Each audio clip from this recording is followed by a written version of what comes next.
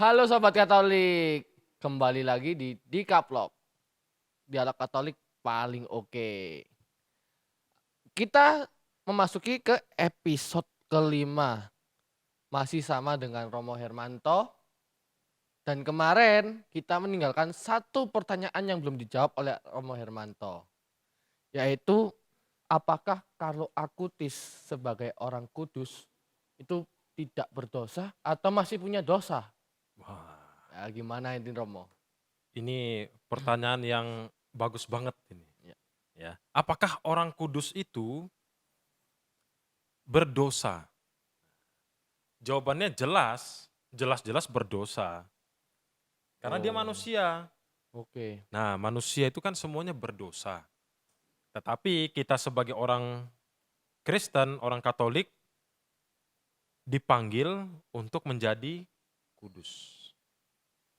Wah, gimana itu, Bang? Dipanggil menjadi Dipanggilnya kudus. itu seperti apa? Maksudnya kita apakah mendapatkan vision dari Tuhan atau Hmm. dapat panggilan gimana? Ayo sini ikut.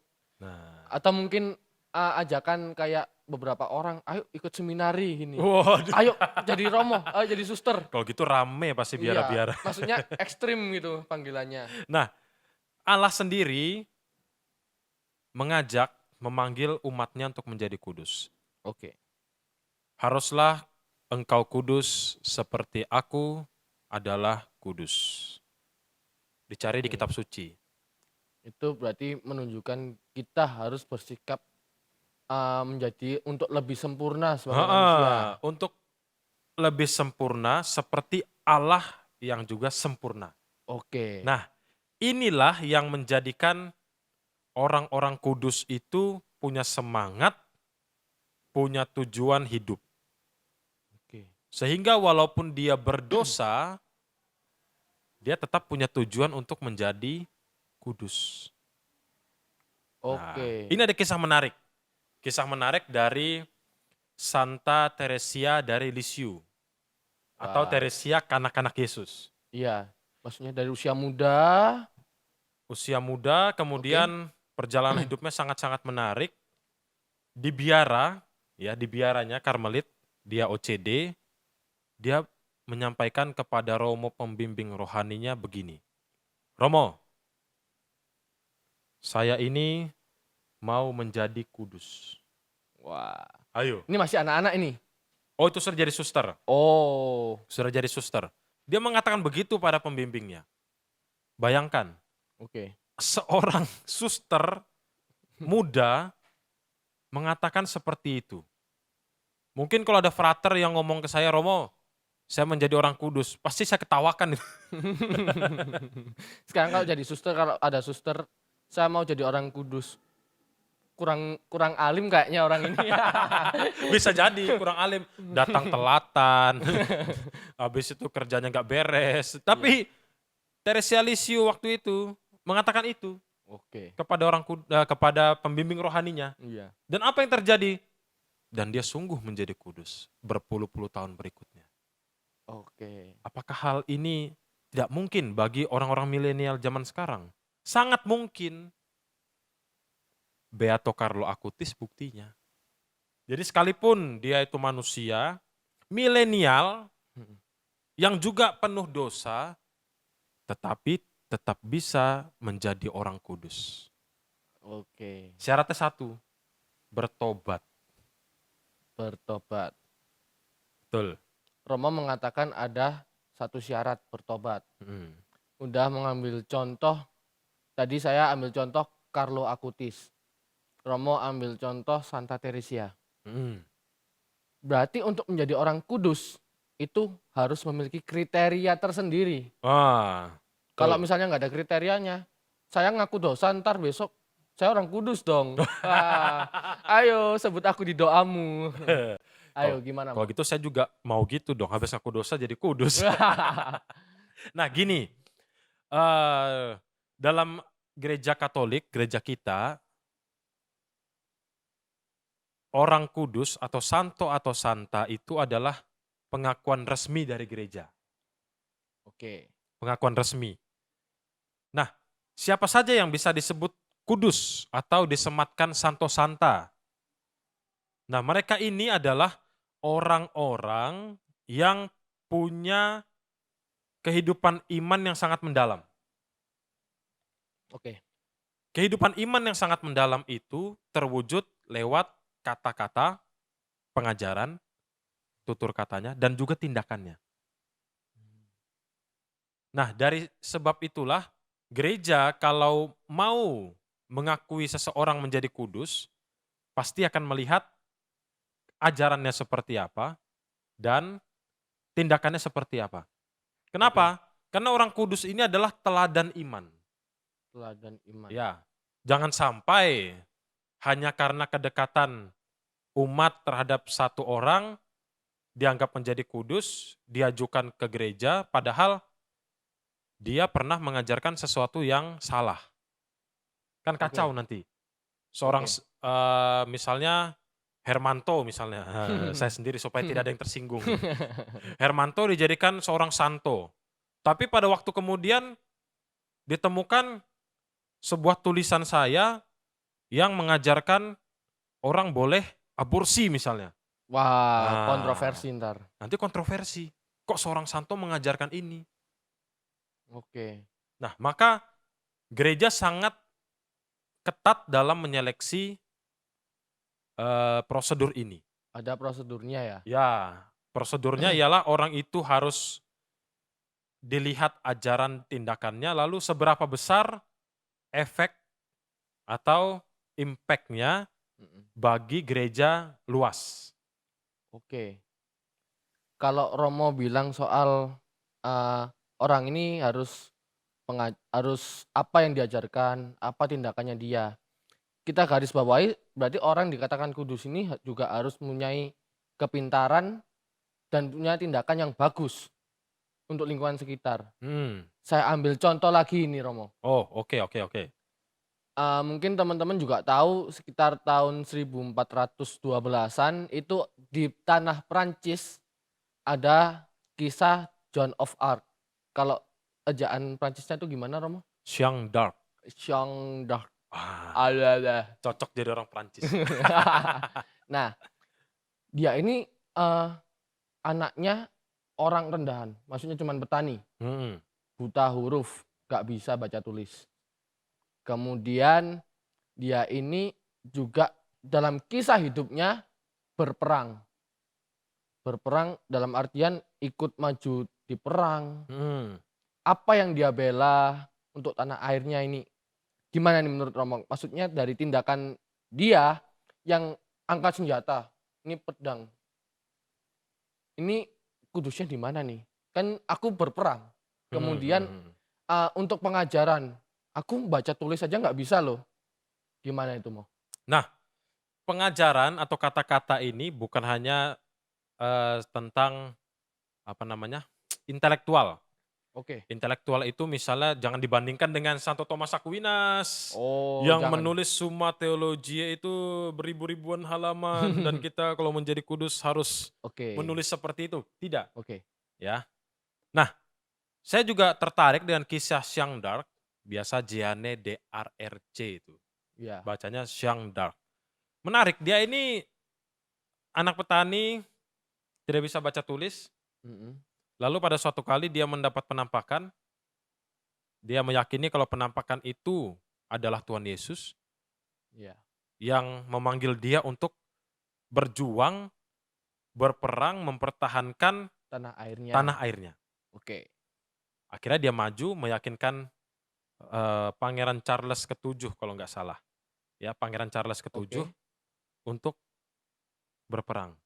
Dan itu usianya masih belasan tahun, sobat Belasan tahun, Katolik. perempuan lagi, Perempuan. perempuan. Di memohon kepada pimpinan untuk maju berperang, Nah, memimpin pasukan. dan akhirnya dia menang.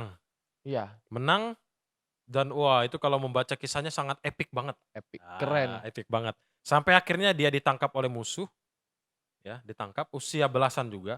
Jadi hidupnya memang tidak panjang, tapi impact-nya, efeknya untuk Perancis dan negara sekitarnya sangat besar. Iya, karena itu menjadi awal kebangkitan di, Perancis yang udah kota-kotanya dikepung oleh musuh, Musuh. kemudian perangnya ini udah berlangsung hampir 100 tahun. Ya, Yang jadi awal kebangkitannya adalah seorang perempuan. perempuan. Nah, inilah yang diperjuangkan oleh Jeanne d'Arc sampai akhirnya dia diikat di tiang gantungan Ya.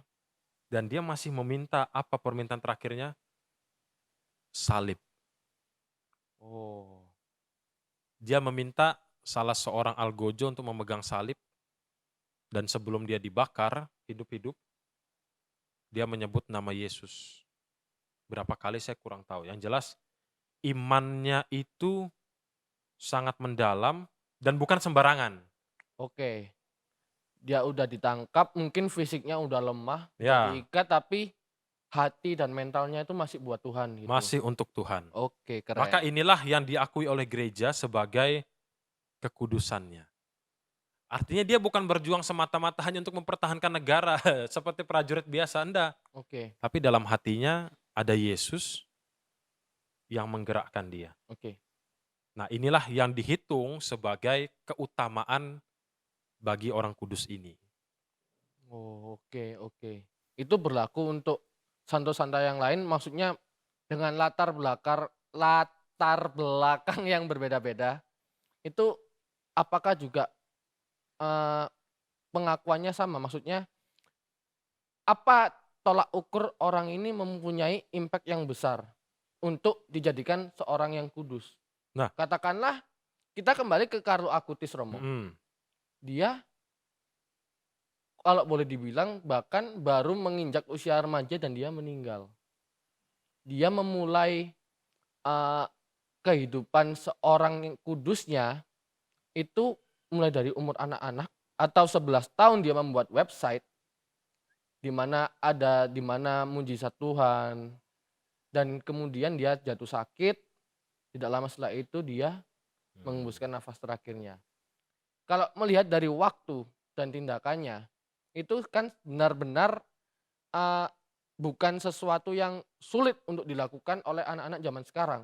Tapi apa impact-nya kepada masyarakat luas? Kenapa kok sampai Carlo Acutis ini mendapatkan gelar Beato? Apa yang terjadi gitu, Romo? Nah, kriteria atau tolok ukurnya itu adalah, ya kalau itu harus kita lihat efek nyatanya. Misalnya seperti Jeanne d'Arc tadi, tindakannya dia sungguh-sungguh menyelamatkan Iya, negaranya, negara maksudnya kelihatan Perancis. satu dari negaranya. Betul. Apa yang terjadi, di Carlo Acutis ini, Romo? Nah, yang terjadi di Carlo Acutis itu adalah dia itu ternyata sering membantu orang-orang miskin Oh, di oke, wilayahnya dia, Asisi. oke. Jadi ketika dia meninggal, gereja itu penuh dengan orang miskin yang bertanya-tanya apa yang terjadi. Dia Tahu-tahu sering membantu. tahu-tahu, "Ini siapa? Iya, Kamu keluarganya bukan?" heeh. Oh, gitu Dia gitu, iya sering ya. memberi makan, memberi kantong-kantong tidur untuk orang-orang yang tunawisma, Oh ya, yang orang-orang nggak punya jalanan. rumah itu. Oke. Nah, ternyata impact-nya itu di wilayah di sekitar dia tuh sungguh-sungguh terasa, ya, sungguh-sungguh terasa.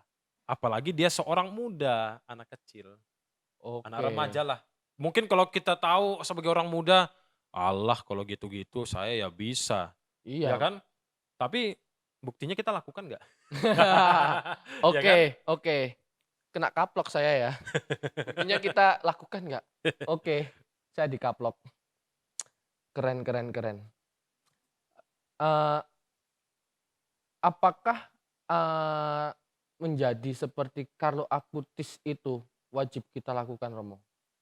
Maksudnya dengan tadi kan hal-hal simpel, hal-hal yang mudah bisa kita lakukan. Mhm.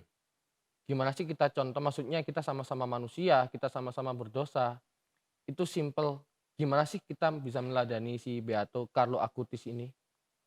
Nah, yang bisa kita teladani sekarang dari orang-orang kudus itu, salah satunya Beato Carlo Acutis adalah semangatnya dan juga imannya yang bisa kita teladani. Oke, Jadi kita keren. ndak perlu mengikuti utuh, mengikuti plak Carlo Acutis buat program, main game. Kalau main game sih nggak usah disuruh ya, banyak yang Oh, niru pasti. saya nanti abis ini langsung main game kok, Romo. Nggak apa-apa, asal rajin pergi ke gereja, oke-oke aja. Oke, main gamenya di gereja masalahnya. Wah, malah bikin dosa itu. Nah, yang bisa diteladani adalah itu, semangat dan imannya. Sisanya itu sesuai dengan kehidupan kita masing-masing. Asik, asik. Misalnya Aaron di sini, ya bisa saja pelayanan-pelayanan model seperti ini membawa Aaron lebih dekat pada Tuhan. Amin. Nah, macam-macam. Mungkin teman-teman yang lain, sobat muda Katolik lainnya, di tempat kerja, di sekolahnya, sesuai dengan kondisinya masing-masing. Cuma semangat dan imannya ini yang sama. Oke, itu kondisional tergantung siapa kita. Iya, tergantung siapa kita. Kita ambil contoh kalau misalnya pemain bola, habis cetak Nah, gol masuk lapangan tanda salib. wah, itu Ah, bisa itu pewartaan jadi. itu Romo ya. Begitu sudah 10-0 lawannya kalah, ya sudahlah. Bisa sampai 20 ya belas kasihan, tinggal. Jadi bermain secara Katolik. Menarik banget, menarik banget. Akan banyak hal lagi yang akan kita bahas, Romo. Oke. Tapi kayaknya waktunya udah mepet untuk episode ini. Kita akan bahas di episode selanjutnya. Kita nantikan di episode selanjutnya di Kaplok. See you guys.